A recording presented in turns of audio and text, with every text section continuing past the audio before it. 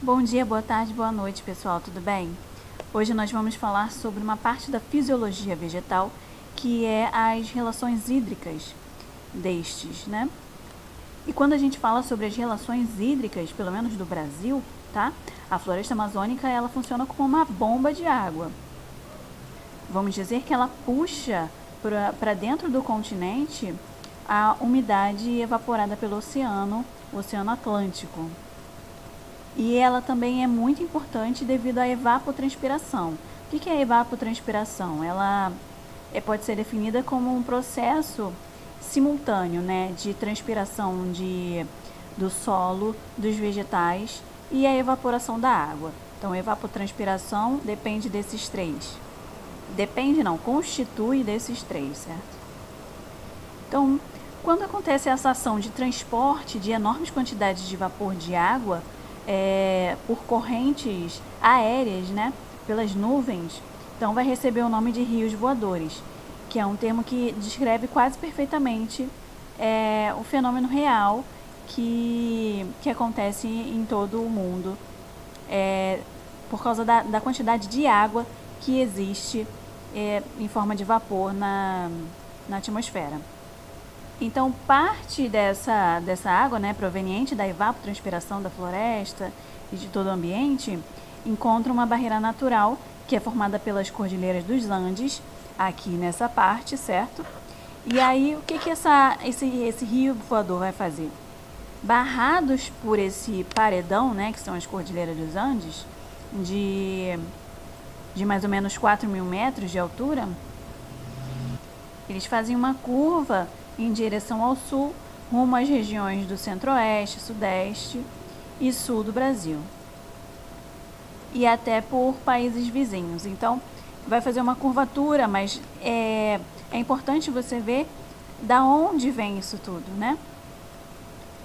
Então, o que evapora dessa floresta amazônica é mais ou menos a quantidade proveniente do rio Amazonas, por exemplo, né? Então a gente não pode encarar isso, essa nossa reserva florestal, né? A nossa quantidade de floresta, não pode desperdiçar, não pode desprezar essa quantidade, porque além de todos os benefícios, ainda tem esse de manter o nosso padrão de chuvas, de manter o nosso padrão de umidade, por mais que nós estejamos bem distantes dela. E outros países também, que ficam aí pertinho do Brasil. Para você ter uma noção aí, 10 metros de diâmetro de uma copa, né? Essa parte mais alta aqui, cheia de folhas, equivale a 300 litros de água evaporada por dia. Para que a planta precisa de tanta absorção de água, de tanta utilização de água, né? Assim como nós, a gente precisa de muita água para regulação térmica, para fazer algumas reações químicas, reações de hidrólise, enfim, tem diversas funções, mas a gente vai ver como que ela captura essa água. E a gente começa falando da absorção radicular, que é a absorção proveniente da raiz.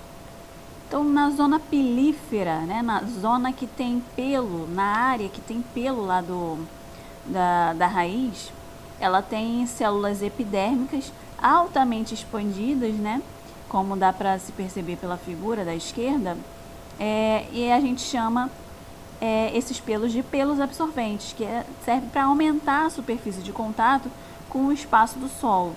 Então, ajuda aí nessa absorção de água. Depois que essa água foi absorvida pela epiderme, a água vai atravessar o parênquima e a endoderme, né, que são os tecidos ali do vegetal, para alcançar o xilema, o famoso xilema, aquele vaso condutor de água e sais minerais. Então vai ser transportada até a parte mais alta. Da epiderme até a endoderme, a água e sais minerais, eles podem seguir duas vias que a gente vai ver. São as chamadas via apoplasto ou simplasto. Então, nessa imagem nós temos os pelos radiculares, os pelos absorventes, aqui a raiz em si, e essa água e sais minerais precisam passar para dentro da epiderme né, dessas plantas para ser utilizado. Então, como acontecem essas vias, né? Como acontece esse movimento da água? Via apoplasto, ou seja, por meio da entrada apoplasto é o nome, a água vai se mover de forma contínua pelos espaços intercelulares entre as células e é absorvida pelas paredes celulares, né? É um processo passivo, sem gasto de energia, que acontece em solos mais irrigados. Então, nós temos aqui, ó, a entrada via apoplasto entre as células até chegar nos vasos condutores. Nós vamos ver também estrias de Caspary, etc, tá? Então, aqui também mostra a epiderme, o córtex, o cilindro vascular, onde temos os xilemas e floemas. Já via simplastos, pelos absorventes, eles fazem transporte ativo, né, que gastam a energia de sais minerais. Eles tornam as células hipertônicas, ou seja, eles tornam as células, deixam elas com mais substâncias, com mais sais minerais, para que elas fiquem mais concentradas e aí a água penetre depois disso, né? Acontece uma osmose. Ela deixa as células mais hipertônicas primeiro, para a água querer diluir aquilo e ela entrar em todas as células. Então, vai entrar aqui pelos pelos, vai entrar nessa célula para tentar diluir um pouco desses sais, vai entrar na outra, e assim vai até chegar ao xilema. Então, essa forçação de barra, né, querer colocar mais sais minerais para dentro de uma célula, para depois a água conseguir entrar, se chama gerar um gradiente osmótico, né, que é responsável justamente por esse deslocamento de água. Então, as estrias de Caspary são essas aí de verde, tá? Então, essas células da endoderme possuem essas paredes laterais impregnadas de suberina. Pode ser lignina também, ou ambas, tá? E aí formam as estrias de Caspary. Essas estrias são como cinturões, né, que unem firmemente as células e vedam completamente os espaços entre elas, os espaços intercelulares. Então, o que isso vai fazer? Isso vai impedir uma forma de transporte, né, dessa água. E essa barreira que vai tornar ela impermeável vai forçar a filtragem da solução, né, da água e sais minerais via simplasto, ou seja, através da membrana plasmática que ela vai ter que seguir. Ela vai ter que seguir dentro das células. E aí garante que apenas os íons, né, que interessam a planta possam passar para o xilema junto com a água. Porque se for entre as células, qualquer íon pode passar, né? De qualquer tamanho, de qualquer importância, pode passar entre as células. E nesse caso, a estria de Caspary não deixa. Bom, falando um pouquinho sobre seca fisiológica, que é fácil de entender que nos solos secos, né, dificulta a absorção da água pelas raízes. Mas a mesma coisa acontece com solos salinos, né, ou encharcados demais. Nos solos salinos, essas células que a gente disse que ficam concentradas de sais para a água entrar, nesse caso, o solo está mais concentrado de sais, né? Então a água não permite, não consegue entrar, né? O solo não permite com que ela entre na planta, porque o solo está mais hipertônico do que a planta. Então ela tem uma seca fisiológica. Também acontece uma outra coisa quando o solo tem excesso de água, que tem pouco espaço para circulação de ar, baixo nível de oxigênio disponível limita a produção de energia também pela respiração celular das plantas. E com pouca energia, as raízes não vão conseguir realizar facilmente o transporte ativo desses sais, né, que ficam ali retidos no solo. Então, para contornar essa falta de oxigênio nesses solos encharcados, as plantas típicas do manguezais e próximas aí à areia da praia, elas vão possuir raízes adaptadas, que a gente chama de pneumatóforos ou raízes respiratórias, onde elas descem e depois elas começam a crescer para cima, para conseguir alcançar oxigênio. Então vamos lá, pessoal, começando a falar sobre o transporte do xilema, né? Que é ele que faz o transporte de água e sais minerais. ele é chamado seiva bruta. Ele compõe essa seiva bruta, que é lançada do xilema da raiz até em cima, até as folhas. Então, o xilema, ele é feito por células mortas, chamadas de elemento de vaso, e os traqueídeos. Nós vamos ver depois melhor algumas figuras sobre esses detalhes. Vamos falar um pouco de capilaridade, que é o que depende, é um fenômeno que o transporte do xilema, depende desse fenômeno e de outros também. Então, a capilaridade é capaz de fazer as ligações de hidrogênio, né, com as fibras de celulose existentes ali na raiz e no caule, que é justamente as celuloses que existem nessas células mortas do xilema. Então, por esse fato, ele associa a alta coesão da água com esse diâmetro reduzido desses vasos e permite com que essa água suba, tá? Seria o mesmo efeito que você pegar um papel toalha e colocar só um pouquinho desse papel toalha em cima de uma gota de água.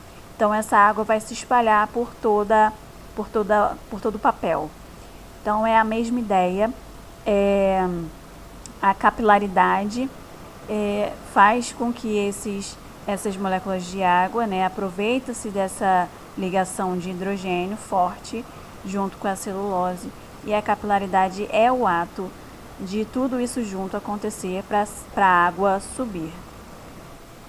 Em geral, as células dos pelos absorventes da raiz, eles conseguem manter pressões osmóticas, maiores do que a do solo.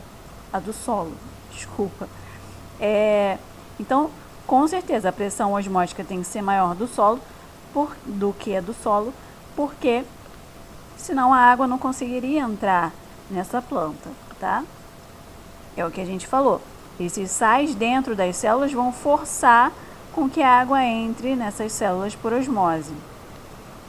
E essa manutenção aí de gradiente de potencial osmótico entre o solo e a raiz cria a chamada pressão positiva, que é capaz de empurrar a água do xilema acima.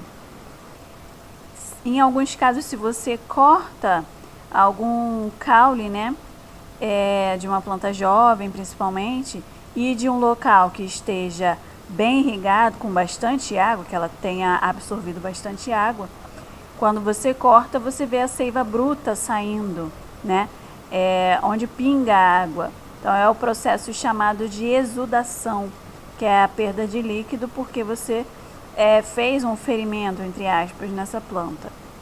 Então, esse esquema que está aí o tempo todo é uma quantidade certa de mercúrio, né, sendo empurrada. Por que se coloca vermelho? Para ter bastante noção, né, visual sobre o esquema. Então, você vê o mercúrio sendo empurrado pela água e sais minerais, ou seja, seiva bruta, que penetrou através das raízes.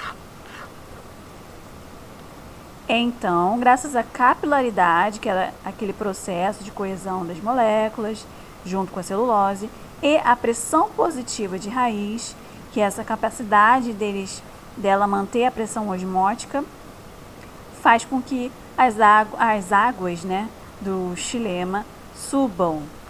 Então, para a gente continuar, nós estamos vendo aqui uma figura para relembrar a histologia, né, a cutícula, onde permeabiliza essa planta, a epiderme superior, uma camadinha de células apenas, o mesófilo, onde existe o parênquima palissádico, o parênquima lacunoso, xilema e floema, e a epiderme inferior, onde existe também a cutícula, né? E a maioria dos estômatos, as células guarda são duas células que vão se abrir ou se fechar, determinando se o estômato está aberto ou não, para fazer trocas gasosas, mas perde-se vapor de água também. Existe uma teoria chamada teoria transpiração, coesão, tensão. Então, são essas três palavrinhas aí em vermelho e no laranja, não sei, juntas, né? Teoria da transpiração, coesão, tensão.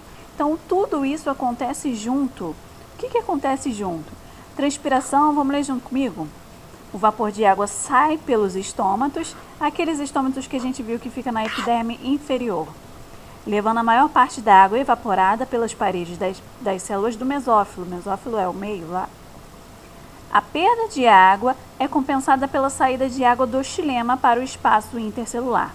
Vamos lá, então tudo que ele perdeu de vapor de água pelos estômatos, eles estão sendo recompensados porque o xilema está lá para isso, para servir e recompensar ali com água e sais minerais novamente, se a planta perder. E a coesão? A água, devido à alta coesão existente entre as suas moléculas, forma uma coluna ininterrupta ao longo do xilema. Então, vamos continuar aqui, peraí. Para que se mantenha a continuidade da coluna, é necessário que haja pela raiz recomposição das moléculas de água perdidas nas folhas. Então, por tudo que você sabe de química, você entende que as moléculas de água, entre outras, têm uma alta coesão, então vai permitir com que elas fiquem grudadinhas umas nas outras sempre, tá? Fazendo com que essa água sempre suba. É um único sentido. E temos também a tensão, que é a perda de água pelas folhas, né? Cria, assim, a tensão dentro do xilema, que puxa para cima a coluna de água. Então, vamos lá, pessoal. Assim que sai vapor de água daqui, automaticamente todas as moléculas que estão unidas entre si, vai faltar uma aqui, né? Então, ela vai fazer uma pressão com que uma entre. Então, vai ficar um trenzinho aqui. Sai uma por aqui, entra outra lá. Essa teoria também é chamada de teoria de Dickson, tá? Caso vocês ouçam. D-I-X-O-N, teoria de Dickson.